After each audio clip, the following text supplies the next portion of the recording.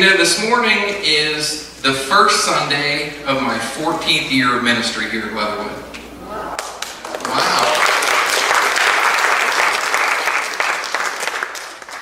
Some days it doesn't seem possible, and other days it seems really possible. For the first time in all of these previous 13 years, today we have a day in which we welcome a new minister, a new worker. Ray is here to lead the youth. And we recognize one of our own, Scott Gorley, who has reached the point where he is going to be licensed by the church to go out and practice ministry and to be a minister licensed by Leatherwood Church. Anytime that we get to this type of place, it's something that the whole church should rejoice in, and I know I've been rejoicing in it, and just anxious to see what God is going to do through this. And it's in days like this that I feel like it's only fitting to look at the words of Paul to Timothy, because Timothy was his mentee, so to speak, and Paul granted Timothy so many words of wisdom when it came to the ministry. And so I want to read to you from 1 Timothy chapter 4. We're going to read verses 6 through 16. And if we can bring those up on the screen. Okay.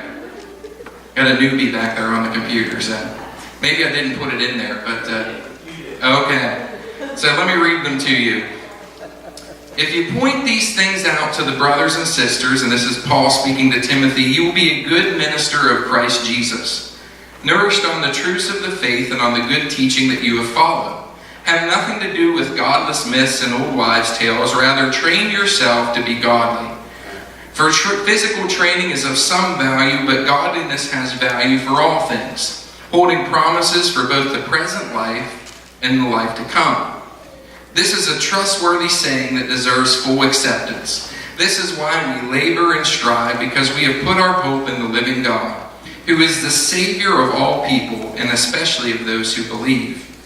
Command and teach these things. Don't let anyone look down on you because you are young, but set an example for the believers in speech and conduct, in love, in faith, and in purity.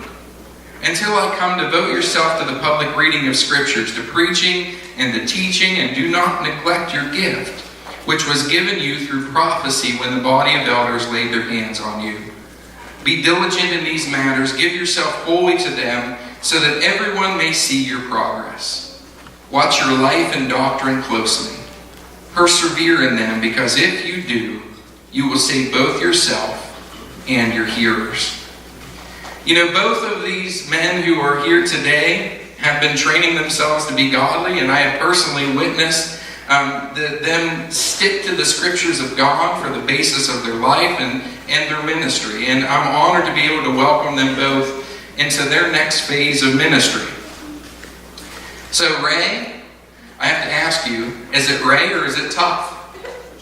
Whichever. Okay. Whatever you're comfortable with. All right. So Ray comes to us from Grace Baptist Church, and he's accepted the call to be the next youth leader here at Leatherwood Church. And I've gotten to know him over the last 4 years, mostly from me eating way too often in his restaurant. But God's gotten a hold of him in a way we can rarely see, and the change in him has been unmistakable, and the calling of God has been very real and visible in his life. And I know that he's going to be a tremendous asset to the church here at Leatherwood. And Scott needs no introduction to most of you. He's one of our own. He's been going through the licensing and ordination process for going on, 87 years?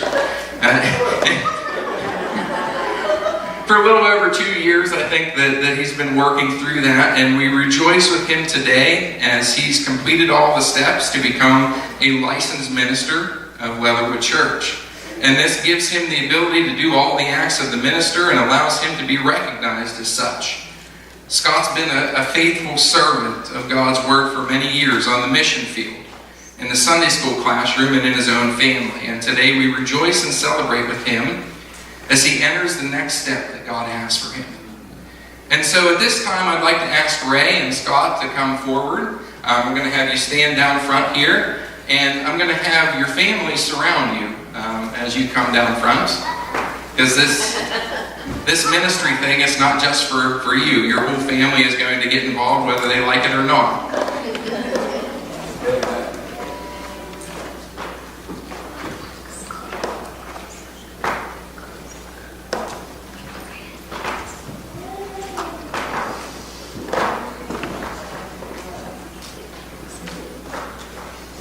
Come on over, don't be shy. He only bites every once in a while.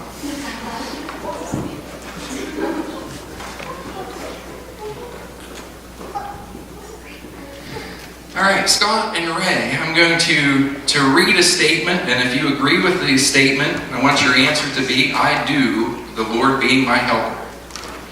Okay, so do you accept the Bible as God's inspired, infallible, inerrant, indestructible, and indispensable word? Do you understand the requirements, responsibilities, and realities that are about to be placed upon you by being installed and being licensed and set apart as an ambassador of the Lord Jesus Christ? I do, God being my helper. Are you ready and willing to accept and assume the responsibility to peruse, preach, and practice God's word with boldness, to minister to the needs of those whom you are sent without partiality, and to give yourself sacrificially and without reserve to the education, edification, and equipping of the body of Christ? I do, God being my helper.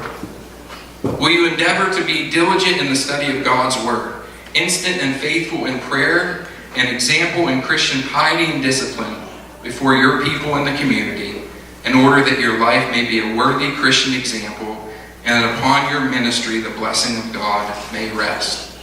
I do, the Lord being my helper. Recognizing the sacred responsibility of your call and aware of your own human weakness, will you seek the leadership and empowerment of the Holy Spirit in order that you may be a faithful minister of Him who has called you? I do, God being my helper. At this time, as you are surrounded by your family, I would like to ask the teens and the parents of the teens to come up and surround Ray and place your hands on him. And I'd like to ask the rest of the church body to come up and place your hands on Scott. And we're going to anoint both of them with oil for their ministry here and pray over them.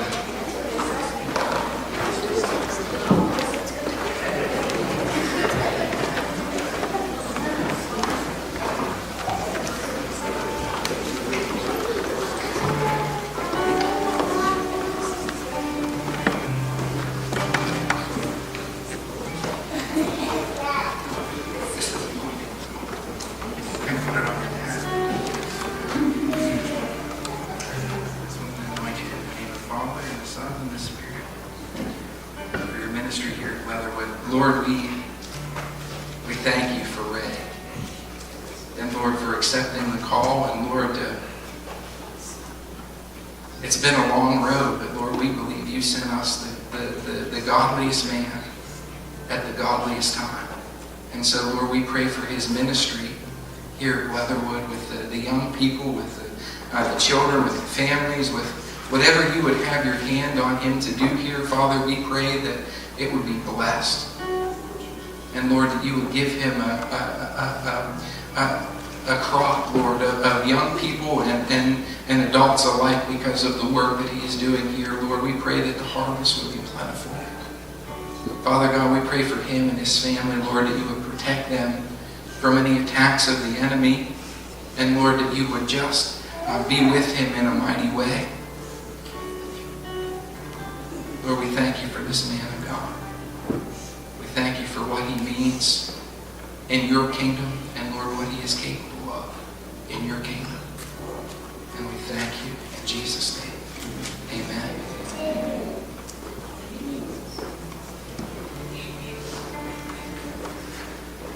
Lord, we anoint you in the name of the Father, and the Son, and the Holy Spirit. Lord, we thank you for Scott, and Lord, we have just so enjoyed seeing him grow up in you, seeing him mature in this ministry, and Lord, seeing him work so hard to get to this point, Lord. Lord, he is a licensed minister of the gospel. Lord, no man can take that away. Lord, it is a calling that is from you. And Lord, we rejoice with him and his family today as he has achieved this great calling that you have placed on his life. So Lord, we pray for the strength to carry it out. Lord, we pray for the boldness to preach where there have not been preachers before. Lord, we pray for your wisdom and your guidance. Lord, we again pray your protection over him and his family as he's come into this new season. And Father God, we know that you are going to try that the devil is going to try to strike at him, but Lord, he cannot be touched because he is yours. Lord, you are his shield. Lord, empower him to do your work. It's in the name of Jesus that we pray. Amen. All right, this time everybody else can be seated. I'm going to ask that Tuff and his family stay up here. Scott and his family stay up here. Okay, good.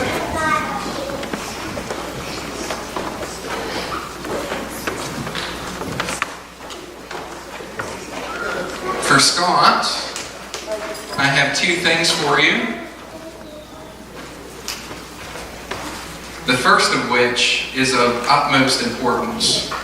I have a card for the licensed minister for 2018 and 2019. This will get you free parking in any hospital. That's the important part of it. But also, it's license number 0001. You are the first from Leatherwood Church.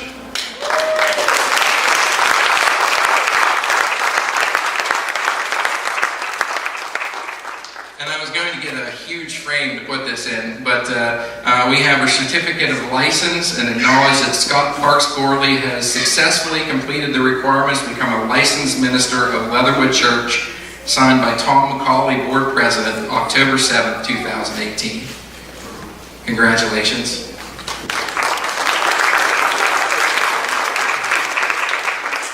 And Ray, you want to have a seat? Ray, we want you to introduce your family and introduce yourself to us. Just say a couple of words and let everybody... we're going to ask you a million times because there's so many of you. And someone asked if you were Amish during Sunday school.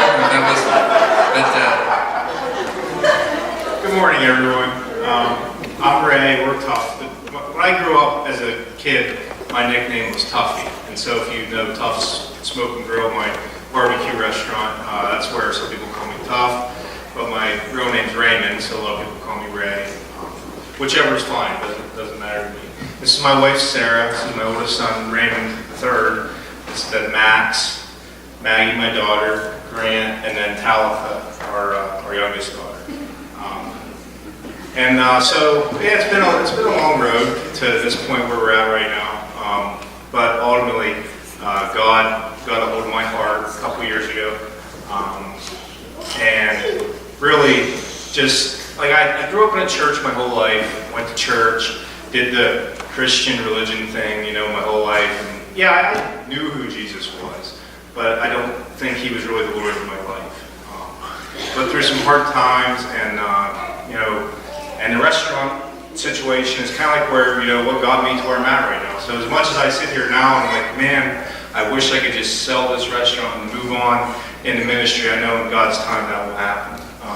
And really, ultimately, God used my selfish desires for, wealth, for people to know who I was, for me to find my own happiness in the world. God took that in his sovereign grace, and here I am today. We'll be here. My kids will act like they've known you forever, so they're not bashful at all. I say they think after their mom, but that's not true. But I just think, I'm really excited to be here. I'm really excited to be part of this church, to start a new family, to make new connections, and to just see where the Lord is leading me and my family. And I really appreciate the opportunity. And I was just thinking this morning in our Sunday school lesson, Scott was sharing Psalm 37 with us, and it's such a great psalm where when we're in times in our lives where we're not understanding why something's happening or what's going on, how we can go to the Word of God and just get lifted up by the Holy Spirit. And one of the verses talks about, if we commit our way to the Lord, He will make our righteousness shine and our justice shine. And really, it's like our righteousness and our justice is not us. It's Jesus Christ. And so I'm sitting here now, I'm like a little nervous, yeah, but it's like what changed me was Jesus, not me, nothing I did, nothing I wanted, to be honest with you. Jesus came to me. And so when I took this call from Doug, which he bothered me about it for a little while, but I mean, now but I just felt like, Jesus says go.